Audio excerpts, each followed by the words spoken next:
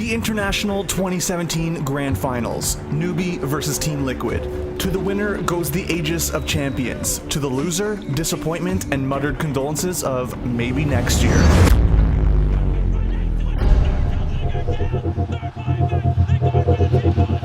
For Amir Miracle Al-Bakari, that disappointment is all too real. At this time last year, he had already been eliminated from the International. The Filipinos have eliminated RG! His chance at being the best in the world was cut short by an upset that no one could have predicted. TNC, a team that barely scraped by, was in the loser bracket. All of a sudden, they 2-0 them very definitively. And we thought they had the better draft, but I just thought OG would be able to pull it out. But this time, things are different. Miracle has lost, learned, and with a new team by his side, has another shot at greatness. Miracle's journey to the International's Grand Finals was one that took him through the highs of wins in 2 majors and the crushing lows of defeat at TI6. But before all of that, there was a time when Miracle had no idea that Dota even had a pro scene. Even when I asked him, like, did you watch TI 1, 2, 3? He's like, nope, never heard of it. In fact, Miracle didn't start playing because he one day dreamed of hoisting the Aegis. No, our story starts in a net cafe in Jordan with one simple thing: a guy who loved Dota.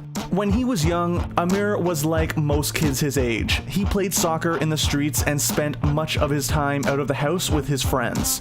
One day, he became curious about his older brother's interest and wanted to join them on their lengthy trips to the local net cafes. He started convincing my mama, I want to go with my brothers, I want to see what they do there. We start taking him with us, and he started learning, watching. Only around 12 years old, Amir quickly got hooked on Dota 1, and his skills grew. The local scene dubbed him Miracle Boy. That moniker, later shortened to just Miracle, stuck. Even after the release of Dota 2, Miracle primarily played for fun, solo laddering with intense focus. Oblivious to Dota's rapidly growing pro scene, Miracle's skill increased with time, but he was still just a pub player who enjoyed the casual aspects of Dota.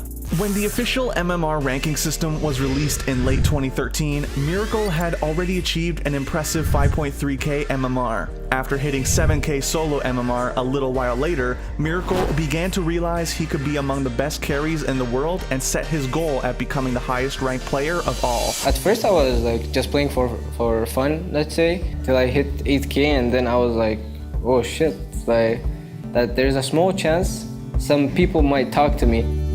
In-game, his reputation as a serious pub star was spreading, especially after he became only the second player to hit 8k MMR behind Aliwi Wiha Omar. Miracle hoped that a professional team would contact him. He was ready to prove that he was more than just a pub star. He had a very brief stint on a smaller team known as the Balkan Bears, but his big chance truly came when Johan No-Tail Sunstein added him on Skype. At first I actually thought it's like a fake account, and I wasn't really responding, but then I was like, alright, I'm gonna talk to him, and it was him, and I talked to him on Skype. And Miracle went from pub star to playing alongside some of Dota's most respected talent as a founding member of OG overnight. With veterans like No-Tail and Tao Fly Isaac leading him, Miracle took his first significant steps into the professional scene. Though he might have been ignorant of Dota 2's competitive legacy, Miracle wasted no time in making his own mark on the scene.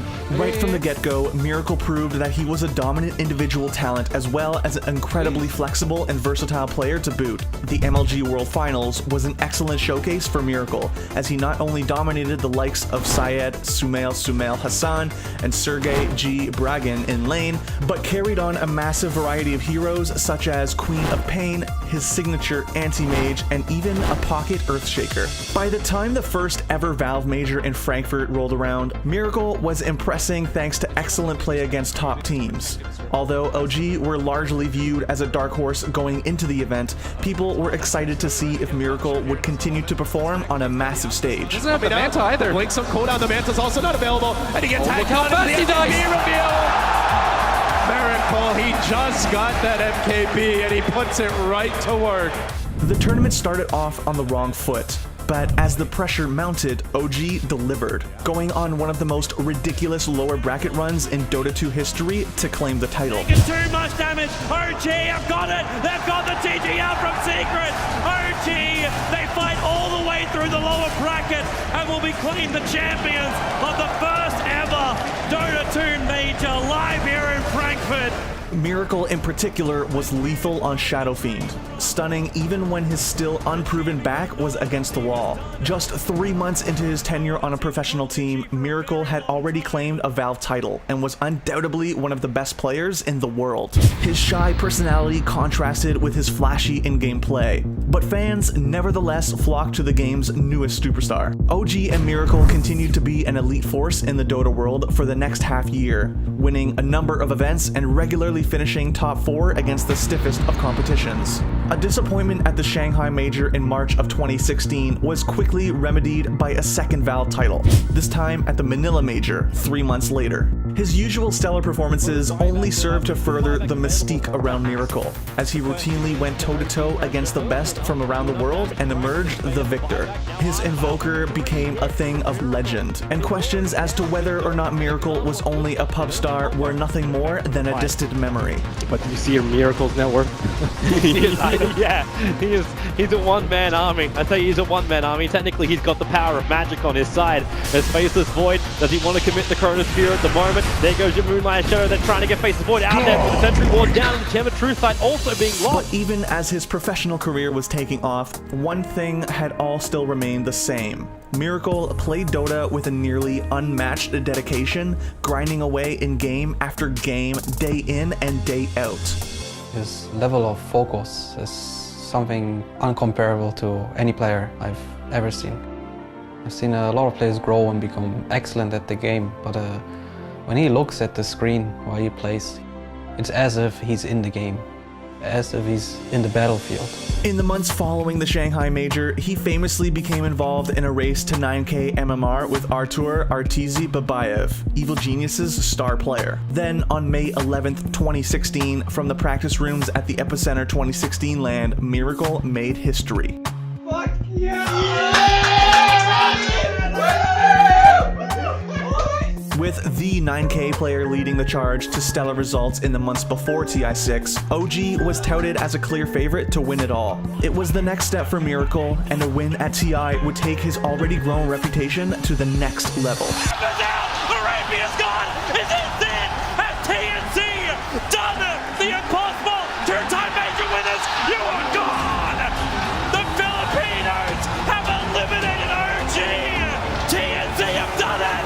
The dream, the reality! The loss was a crushing blow to Miracle, and a miserable way to cap off his otherwise brilliant first year of competitive play. While he had already come so far and achieved so much, bombing out at TI put a metaphorical asterisk on his career. In fact, it was clearly one of Miracle's worst performances ever. I want to know what kind of wizard you are that has figured out that OG would just go from winning Frankfurt Major and Manila Major and doing pretty well in the group stage, like they look like a really strong team, and then just boom, boom, out.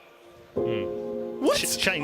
The result called for a change, and on September 16th, 2016, Miracle joined Team Liquid. While Liquid started slow, posting mixed results for the rest of the year, it turned out to be a perfect move for Miracle. Once Maroon G8's Murhay was added to the squad prior to Dream League Season 6, Miracle was surrounded by a group of tremendously talented players, which took some of the burden to carry off his shoulders. Sorry, Miracle, he's taken over. You were the Wonder Boy, but we got a new one now. GH and Lasse Matamaman Urpalainen would join Miracle in the ranks of the 9K MMR club. And with Kuro Kuroki Salahi Takansomi's savvy drafting making full use of Miracle's incredibly deep hero pool, Team Liquid had everything they needed to start winning big tournaments. Needless to say, Liquid's run up to TI7 reflected their tremendous potential. While their results at DAC 2017 and the Kiev Major were disappointing, Liquid still entered TI7 as favorites to win it all. But the fans were still worried. Damn, I want to say Liquid so bad, but they fucking dropped the ball at so many TIs. That's okay, you can pick them if you want. Screw it. I'm gonna go Team Liquid. Come on, boys. Okay. Would Miracle choke under the pressure once again? Could he shake the ghosts of TI6 out of his mind and play at the level he was capable of when the chips were down? Thankfully, the answer was yes. That's the one they have to get. The fortress is still fortified. No one will fall down. Buybacks have to be committed. You've still got another 3k life on that Ancient. That's Miracle. They're holding. They're doing it. Randy, he's gone as well. Solo. Oh my lord. No one's BKB. Tries to protect him, but this could be the dieback. This could be the huge moment. If Bloodseeker dies right now, it could be over. 4 heroes lost. From Virtus Pro, they thought they had it, and yeah, 103 minutes, Team Liquid. It has been a marathon, but they will take game 1. With a tournament high 21 unique heroes played and some absolutely stellar games, Miracle answered those questions once and for all. We've seen teams down 0-1, teams that go from winners to lowers and fall apart under the pressure. Miracle has done the exact opposite. Liquid, who looked shaky after a winner's bracket loss to Invictus Gaming, were an unstoppable freight train by the tournament's end. And finally, it was time. Miracle was about to play for the Aegis of Champions.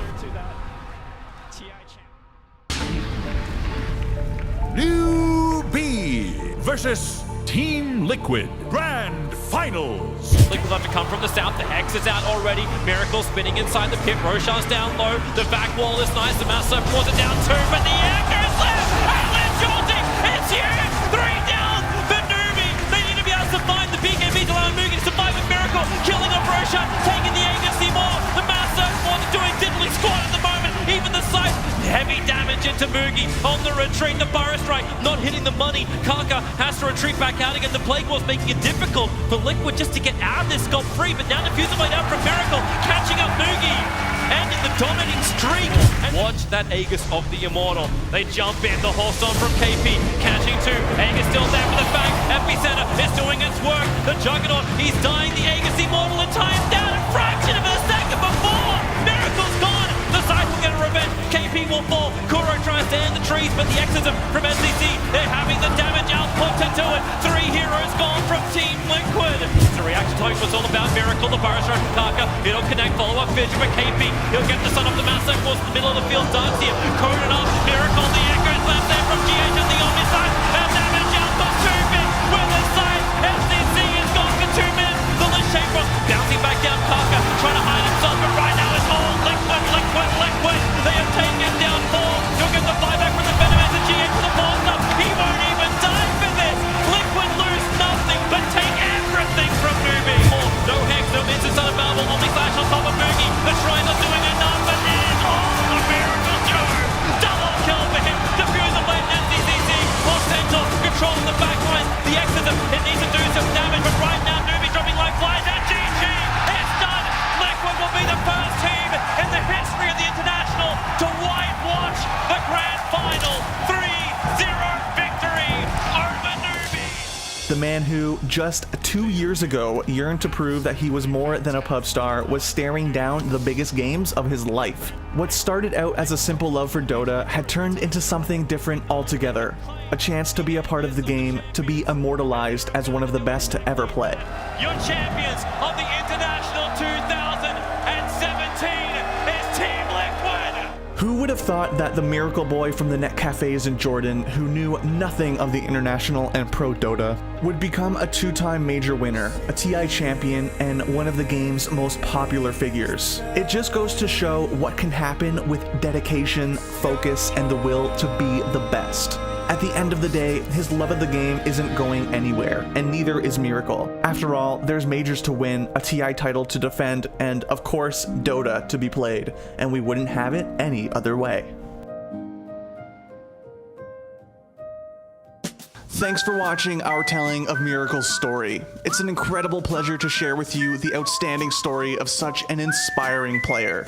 Is there a story you'd like to see us tell? Let us know in the comments below, and be sure to subscribe for more great content.